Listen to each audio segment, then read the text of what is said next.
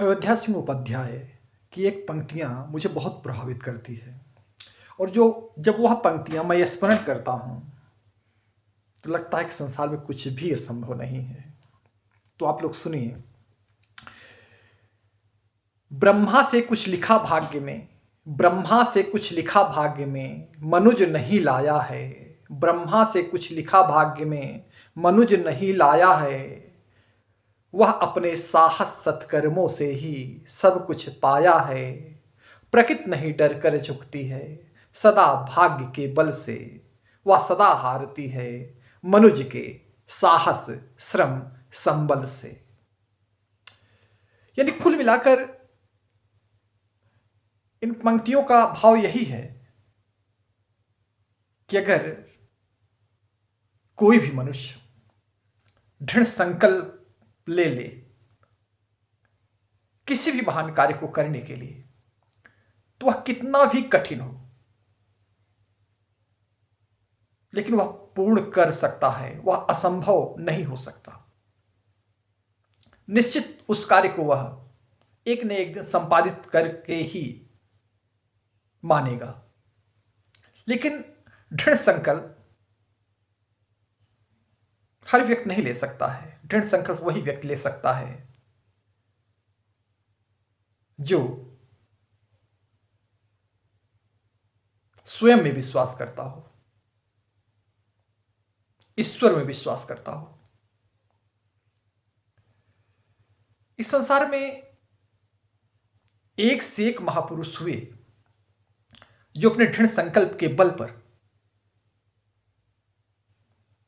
असंभव कार्य को पूर्ण करके पूरे संसार को दिखला दिए।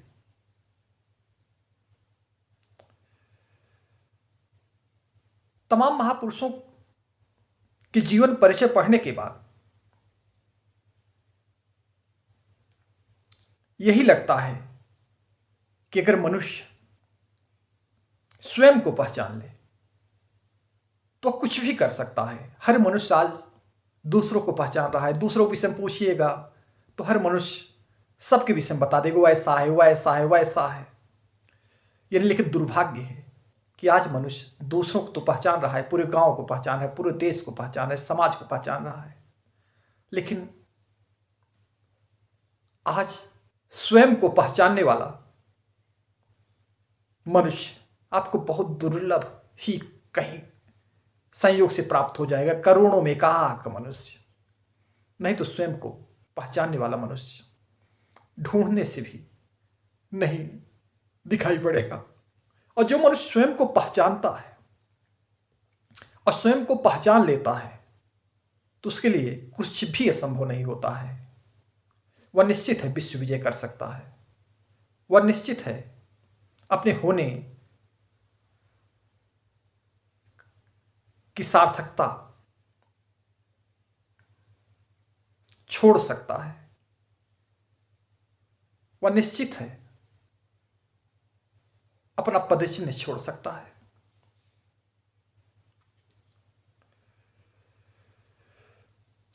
कुल मिलाकर कहने का तात्पर्य है कि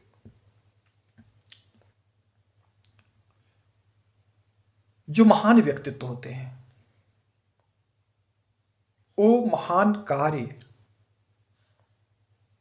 करने हेतु महान संकल्प लेते हैं और उस कार्य को एक न एक दिन वो पूर्ण करके ही दिखाते हैं।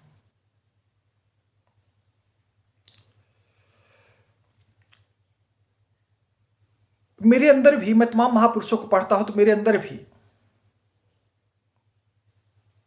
समाज में कुछ अलग कर गुजरने की इच्छा शक्ति बलवती होती है। कभी कभी इच्छा कहती है कि भारतवर्ष के प्रत्येक गांव में पहुंचकर प्रत्येक गांव में एक एक ग्राम मित्र को मैं नियुक्त करूं, एक एक राष्ट्र सपूत को नियुक्त करूं और फिर उनके माध्यम से पूरे गांव वासियों का पूरे समाज का कायाकल्प करो। आज देखिए, प्रत्येक गांव में एक पड़ोसी दूसरे को नहीं देखना चाहता है।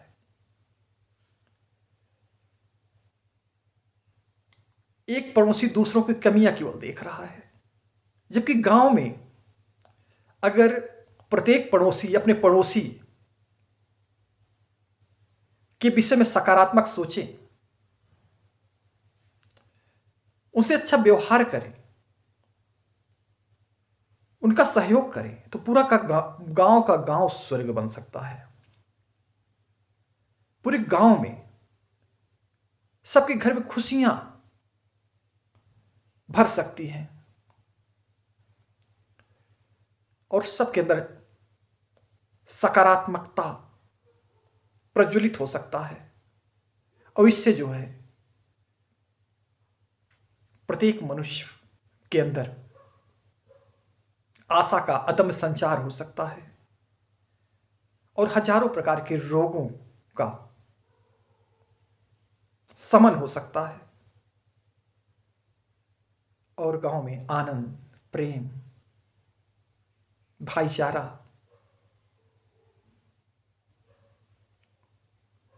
कूट कूट कर प्रवाहित हो सकता है।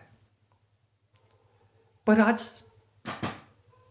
प्रत्येक गांव में लोग छोटी छोटी बातों के लिए एक दूसरे के अंदर कमियां देख रहे हैं, एक दूसरे की बुराइयां कर रहे हैं।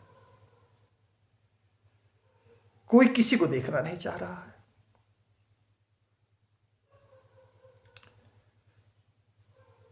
गांवों में तो एक बित्ते जमीन के लिए लोग लड़ाई कर ले रहे हैं, एक दूसरे की जान के प्यासे हो जा रहे हैं। जब ये सब मैं देखता हूं तो मुझे बहुत कष्ट होता है। अगर ईश्वर मुझे शक्तिशाली बना दिया, ईश्वर अगर मुझे मजबूत बना दिया, ईश्वर अगर मुझे किसी लायक बनाया, मेरी यही प्राथमिकता होगी कि लोगों में सकारात्मकता भरने का मैं पूर्ण प्रयास करूंगा, लोगों के लिए कार्य करूंगा, उनको जागरूक करूंगा, उनको यही बताऊंगा कि जीवन बहुत क्षणभंगुर है। दूसरों के अंदर अच्छाइयां देखो, दूसरों को प्रेम दो, दूसरों को अपनत्व दो, दूसरों से ईर्ष्या मत करो।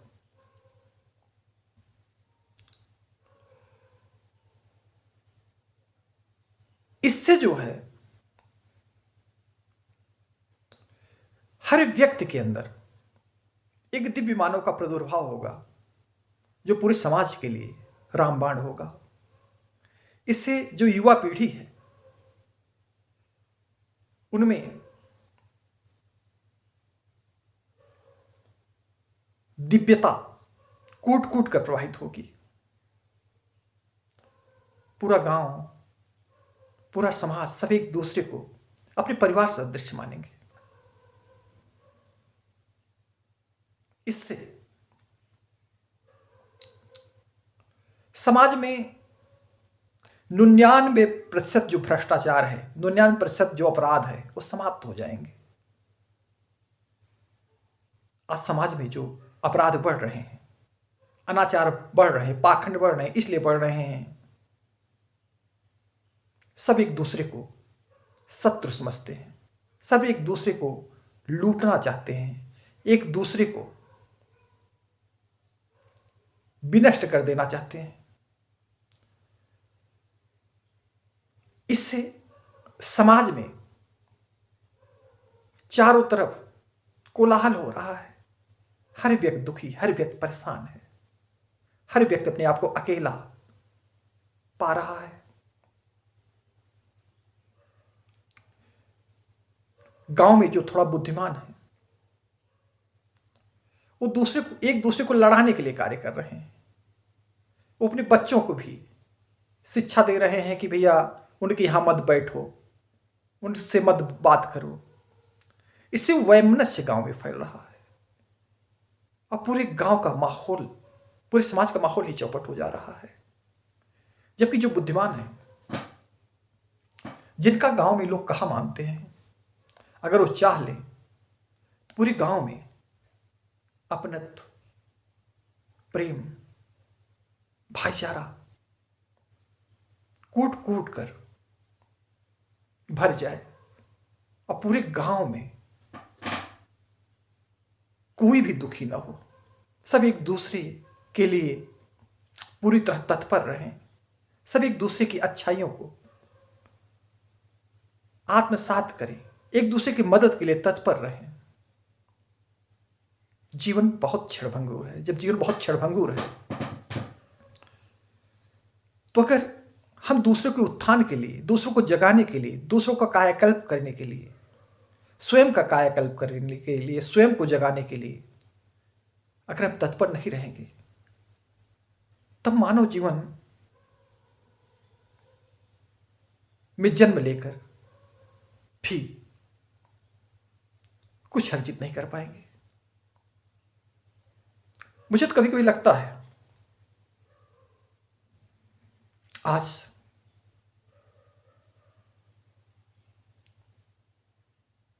हर मनुष्य में मनुष्यता केवल भर जाए, बस ये धरती सतयुग के रूप में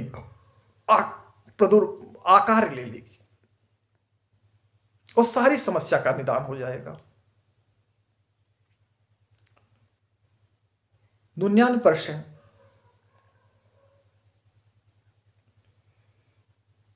रोग समाप्त हो जाएंगे, 99% समस्याओं का अंत हो जाएगा।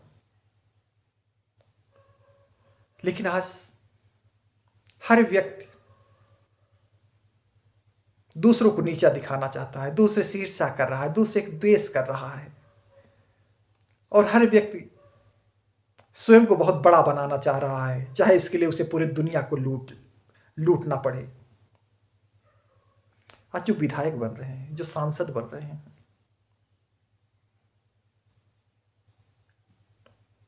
ये जो है 5 साल में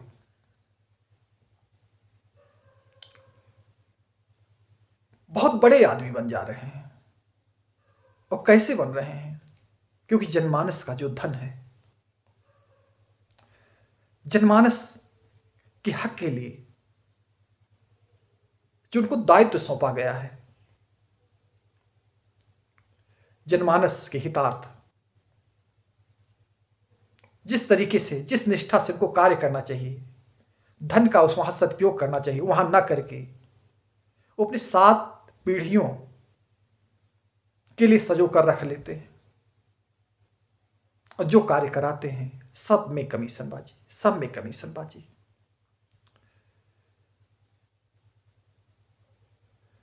फिर भी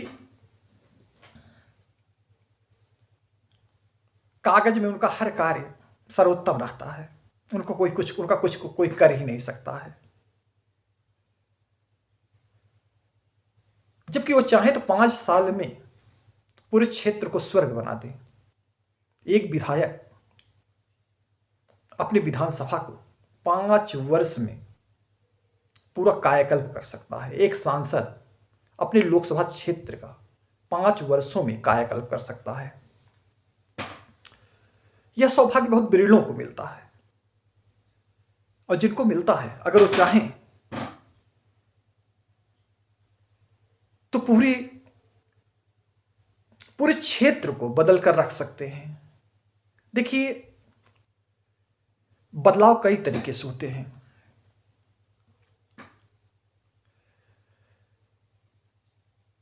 सुविधाएं उपलब्ध कराना तो अच्छी बात है, लेकिन जनप्रतिनिधि का यह काम भी होता है कि कोई दुखी है उसकी मदद करना, लोग जोड़ने के लिए कार्य करना, ना कि तोड़ने के लिए कार्य करना।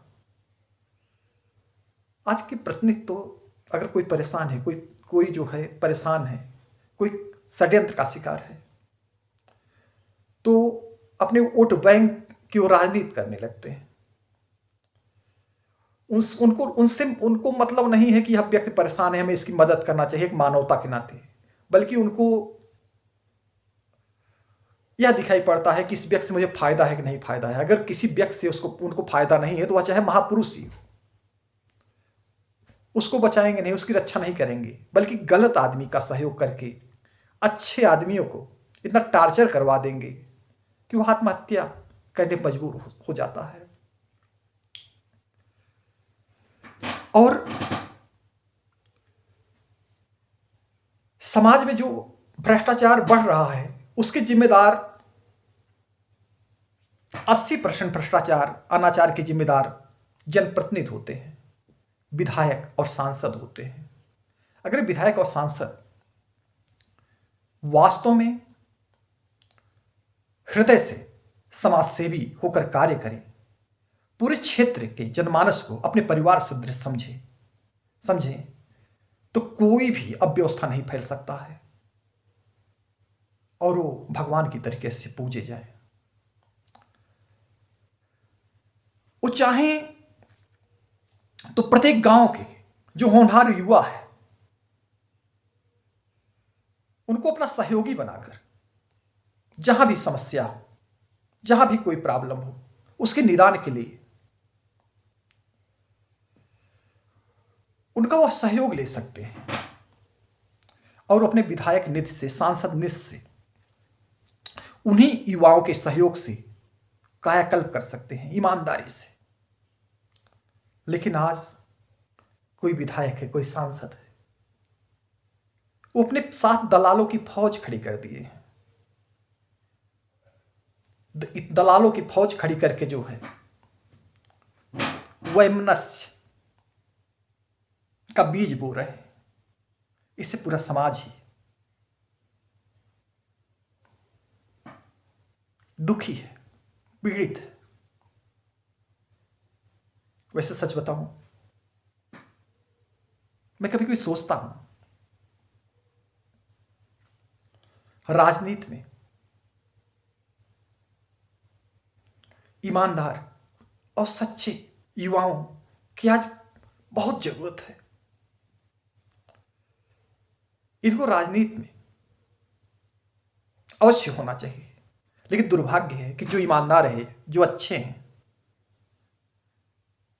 उनको राजनीति में कोई पार्टी टिकट ही नहीं देंगी। टिकट उनको देंगी वो जिनके पास धन हो,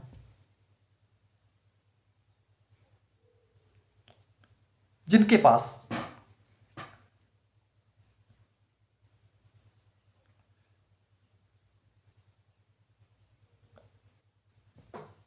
ताकत होती है, सिर्फ उन्हीं को टिकट देते हैं। जबकि समाज में ऐसे बहुत व्यक्ति होते हैं जिनके पास बहुत ताकत तो नहीं होती, बहुत धन तो नहीं होता, लेकिन उनके पास एक अच्छा आत्मबल होता है, एक अच्छा मन होता है, एक अच्छा हृदय होता है। अगर उनको कोई भी पार्टी टिकट देकर प्रतिनिधि बनाए, वो निश्चित है पूरे समाज का कायाकल्प कर सकते हैं, पूरे समाज को बदल कर रख सकते हैं और पूरे समाज में एक नई उमंग भर सकते हैं। लेकिन उनको कोई पूछने वाला नहीं है। समाज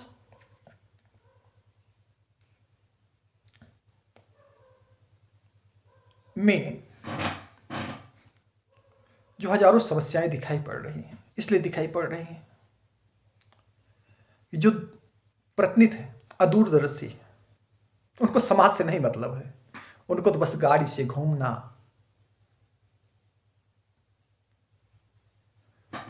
अच्छे अच्छे जगह जाना, अपना जयकारा करवाना, अपना महिमा मंडन करवाना, बस ये उनका उद्देश्य है। जबकि प्रतिनिधि अगर चाह लें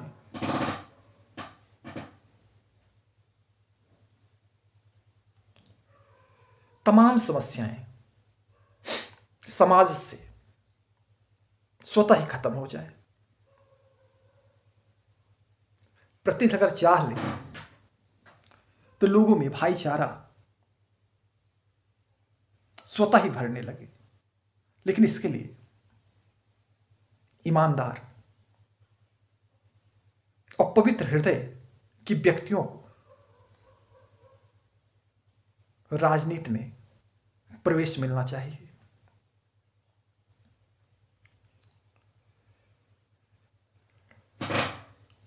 तभी ऐसा हो सकता है।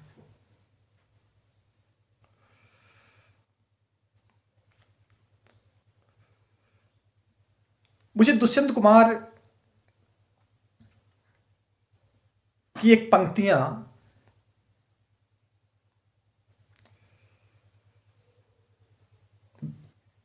को पढ़कर लगता है कि कितना यथार्थ है।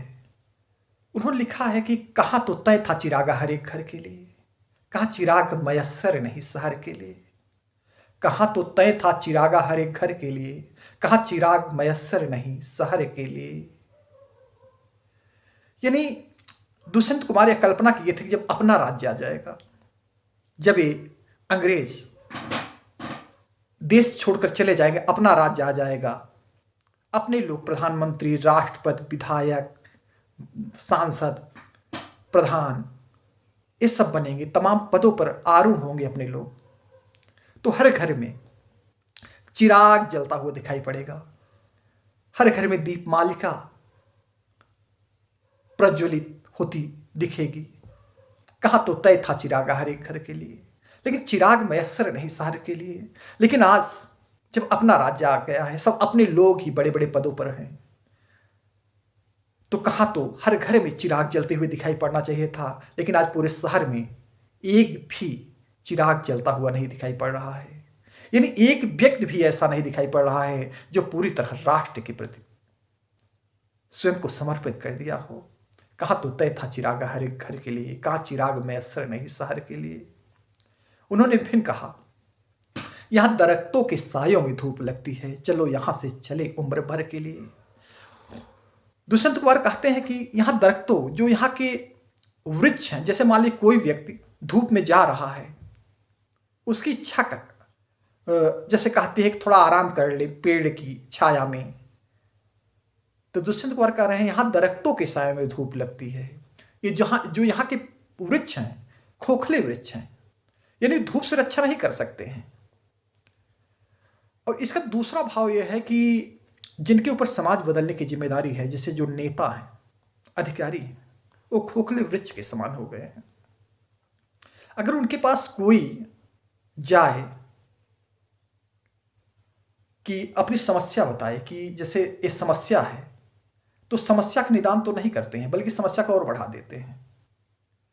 तो इसलिए दुष्यंत कुमार कह रहे हैं कि यहाँ दरख्तों के सायों में धूप लगती है, चलो यहाँ से चले उम्र भर के लिए। वो कह रहे हैं कि जो अधिकारी, नेता, ये जिनके ऊपर समाज बदलने की जिम्मेदारी वो खोखले वृक्ष के समान हो गए हैं। यानी वो किसी समस्या का निदान नहीं करते, बल्कि समस्या को खुद बढ़ा देते हैं। इसलिए दुष्यंत कुमार कह रहे हैं, कभी कभी इच्छा कहती हैं, चलो यहाँ से चले उम्र भर के लिए, एक ऐसी दुनिया में चलें जहां हर व्यक्ति एक दूसरे से प्रेम करता हो, जहां के प्रतिनिधि, जहां के अधिकारी, जहां के समाज सेवक सब एक दूसरे के लिए स्वयं को समर्पण कर दिए हों। लेकिन दुष्यंत कुमार कह रहे हैं कि यहां सभी जिनके ऊपर समाज बदलने की जिम्मेदारी है, सब खोखले वृक्ष के समान हो गए हैं, इनसे कोई आशा नहीं की जा सकती है। यह गजल जो है उत्तराखंड की कक्षा 11 के हिंदी के पाठ्यक्रम में है। तो कहने का तात्पर्य यह है कि वास्तव में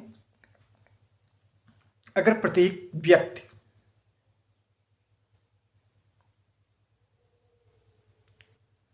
स्वयं का मूल्य समझे, तो समाज में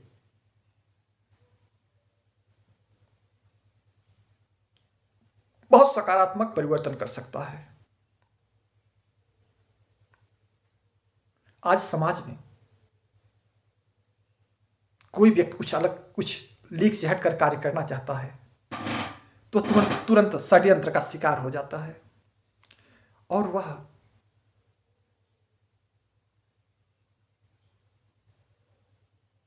किससे कहे अपनी पीड़ा, कोई उसे सुनने के भी तैयार नहीं होता है। इस दृश्य को मैं खुद प्रत्यक्ष देख देख रहा हूं, लेकिन मैं कुछ कहना नहीं चाह रहा हूं, क्योंकि किससे कहा जाए, कोई सुनने वाला भी तो नहीं है। बस अगर ईश्वर मुझे सबल बनाया तो वास्तव में मेरी इच्छा कहती है, मेरा अंतःकरण कहता है कि समाज में जितने पाखंड हैं,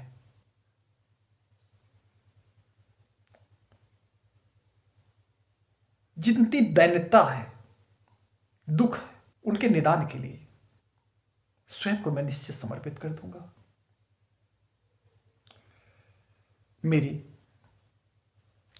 देशवासियों, मैं आपसे एक सहयोग चाहता हूं।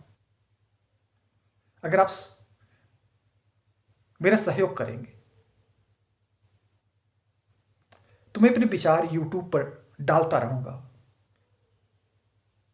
और अगर आप मेरी चैनल को सब्सक्राइब करेंगे, लाइक करेंगे, तो मुझे एक बल मिलेगा। तो मैं आने वाले समय में राष्ट्र के लिए स्वयं को पूरी तरह अर्पण कर दूंगा,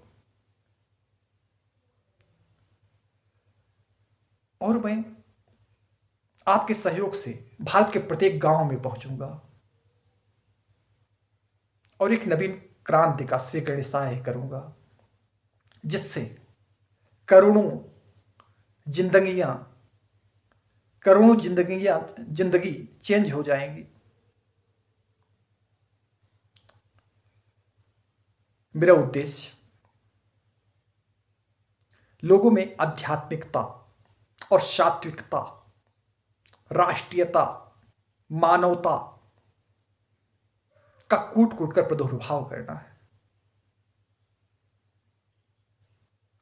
या प्रत्येक गांव में आत्मचेतना, राष्ट्र चेतना और विश्व चेतना जन जन में भरना है।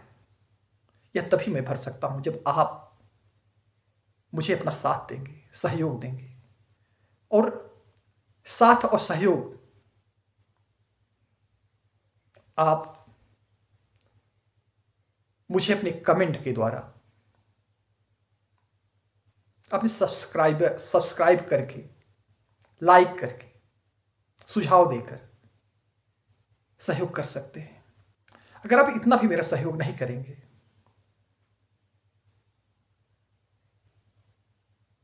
तो यह निश्चित जानिए आप स्वयं को धोखा दे रहे हैं। अब निश्चित जानिए आप इस समाज को कमजोर बना रहे हैं। आज यूट्यूब पर तमाम ऐसे ऐसे पोस्ट दिखाई पड़ रहे हैं जो समाज को पथभ्रष्ट कर रहे हैं, जो समाज को कमजोर बना रहे हैं। उनको लाखों करोड़ों सब्सक्राइबर मिल जा रहे हैं, लाइक करने वाले मिल जा रहे हैं, कमेंट करके वाहवाही करने वाले मिल जा रहे हैं। लेकिन मुझ जैसे व्यक्ति जो स्वाभिमानी है, जो क्रांतिकारी है, जो समाज सेवी है, उसको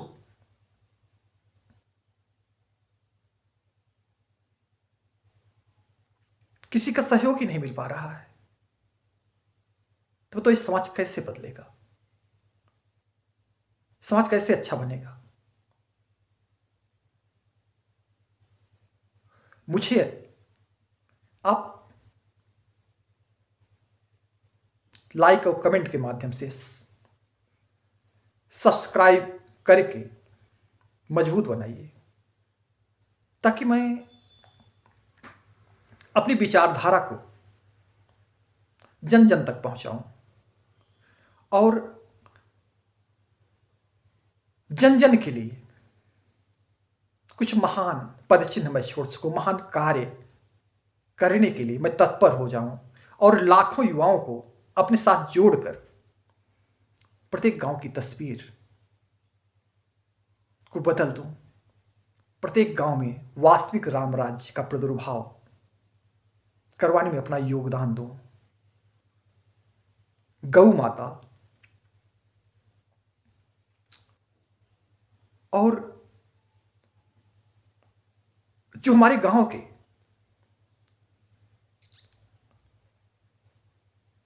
बुजुर्ग लोग हैं, सबकी सेवा, सबका सत्कार, सबका सम्मान पूरा गांव करने के लिए तत्पर रहे, पूरा शहर करने के लिए तत्पर रहे।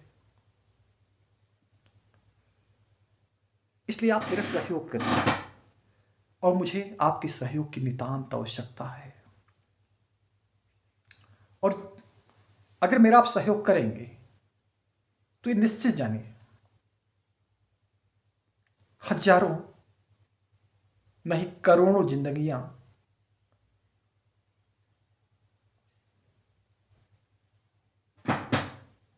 राष्ट्र निर्माण हेतु स्वतः ही तत्पर हो जाएंगे। अगर आप सहयोग नहीं करोगे तो मैं अकेला ही रहूंगा, तब ऐसे बोलता रहूं, मैं भी निराश हो जाऊंगा। मैं जब सहयोग ही नहीं पाऊंगा तो मैं करूंगा क्या? क्योंकि मैं जानता हूं अच्छे लोगों को जल्दी सहयोग नहीं मिलता है। अच्छे लोगों को सहयोग करने वाले तो दुर्लभ ही लोग होते हैं।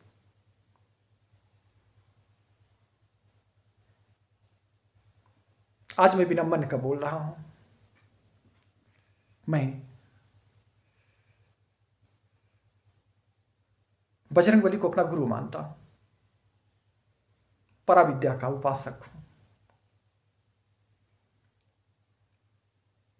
मुझे गुरुदेव बजरंगबली और मां नवदुर्गा पराविद्या के द्वारा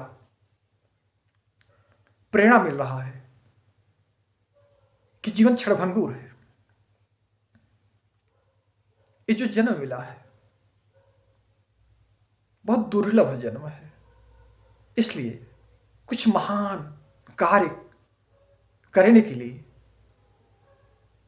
अतिशीघ्र स्वयं को अर्पण कर दो। और मैं अंतःकरण से, मन से, हृदय से स्वयं को राष्ट्र हित अर्पण कर दिया हूं, पर भी मुझे सहयोग नहीं मिल पा रहा है।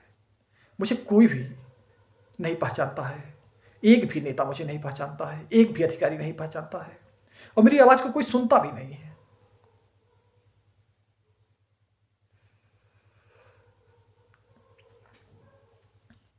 कई बार मेरी इच्छा कहती है कि मैं भारत के प्रधानमंत्री माननीय नरेंद्र मोदी जी से संवाद करूं,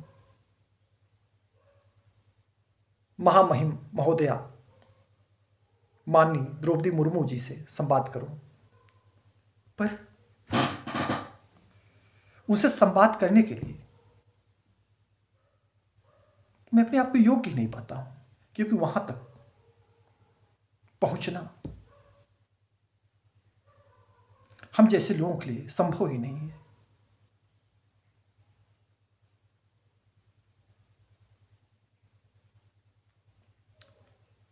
और जब आप सहयोग करेंगे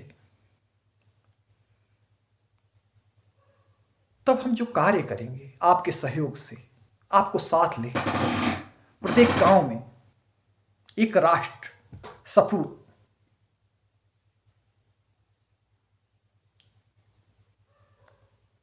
मेरे निर्देश पर कार्य करेगा और हम सब लोग राष्ट्र निर्माण हेतु एकजुट होकर तत्पर रहेंगे, तो जो कार्य होगा, जो बदलाव होगा, उसका लाभ जब पूरे राष्ट्र को मिलेगा, तब मेरी आवाज माननीय मोदी जी, महामहिम महोदया स्वतः ही सुन लेंगे, तब इनका भी सहयोग मिलेगा। तब ये कहेंगे कि आप खूब कार्य करिए, मैं आपके साथ हूं। आप पूरे गांव को बदलिए, पूरे शहर को बदलिए, मनुष्यता का बीजारोपण करिए, मैं आपके साथ हूं। उसके पहले तो ये जान ही नहीं पाएंगे, क्योंकि इनके संपर्क में करोड़ों लोग हैं। ये उनको महत्व देंगे कि हम जैसे साधारण व्यक्ति को महत्व देंगे,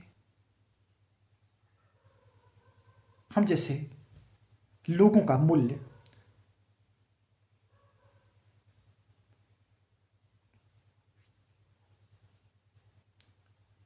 तो इन लोगों की नजरों में है ही नहीं, क्योंकि ये लोग तो कभी जान ही नहीं पाएंगे, और जब जान ही नहीं पाएंगे तो सहयोग कहां देंगे, क्योंकि ये उनको जानते हैं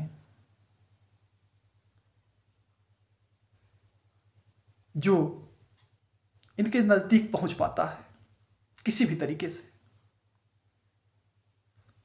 और इनके नजदीक पहुंचने की क्षमता हम जैसे लोगों में नहीं होती है, क्योंकि हम लोग स्वाभिमानी होते हैं।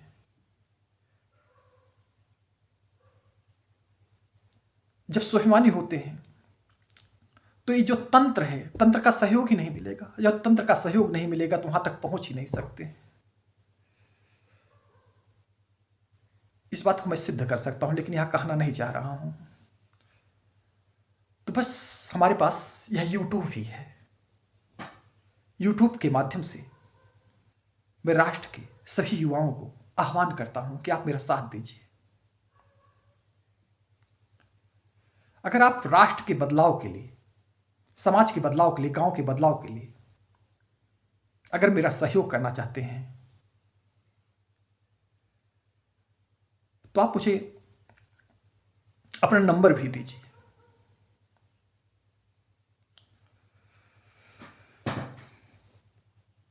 पूरे समाज को बदलना है दोस्तों, पूरे समाज को राष्ट्रभक्ति, मानवता की अलग जगाना है।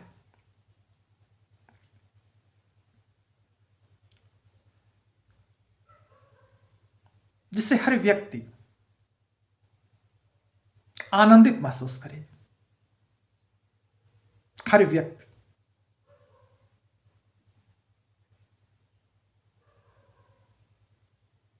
यह सोचे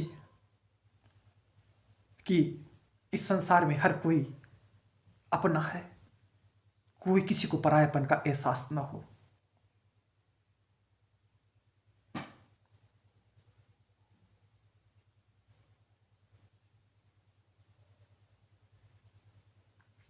वैसे इस समय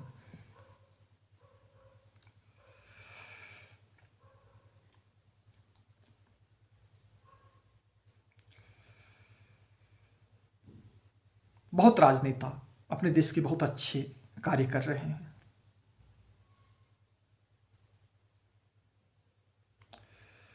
माननीय आदित्यनाथ योगी जी जो संत के रूप में उत्तर प्रदेश जैसे राज्य को संचालित कर रहे हैं, बहुत अच्छा कार्य कर रहे हैं। देश के प्रधानमंत्री मोदी जी भी बहुत दुर्लभ कार्य कर रहे हैं, बहुत अच्छा कार्य कर रहे हैं, बहुत श्रेष्ठ कार्य कर रहे हैं, इसमें कोई संदेह नहीं है। और बहुत राजनेता हैं जो बहुत अच्छा कार्य कर रहे हैं। जो भी राजनेता, चाहे वो किसी भी पार्टी को, किसी भी दल के हो, जो अच्छा कार्य कर रहे हैं, मैं उनसे विशेष प्रभावित हूं।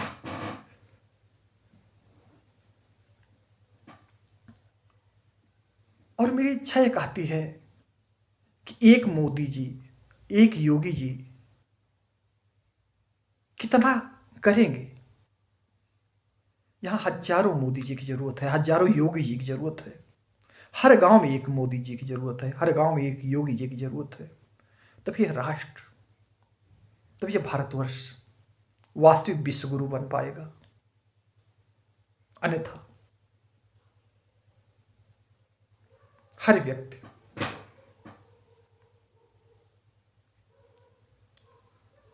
दुखी, पीड़ित रहेगा। परेशान रहेगा, परायपन की भेष का सहता रहेगा। मैं ज्यादा न बोलकर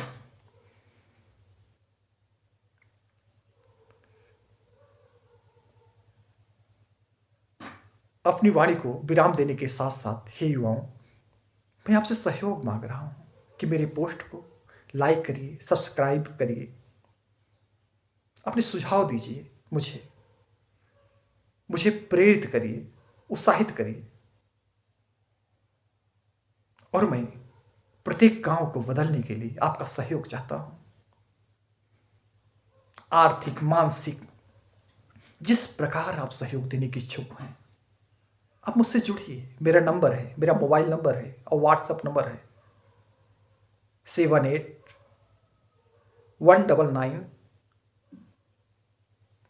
66 562 78 199 66 562। इस नंबर पर आप मुझसे संपर्क कर सकते हैं, मेरे पास मैसेज भेज सकते हैं।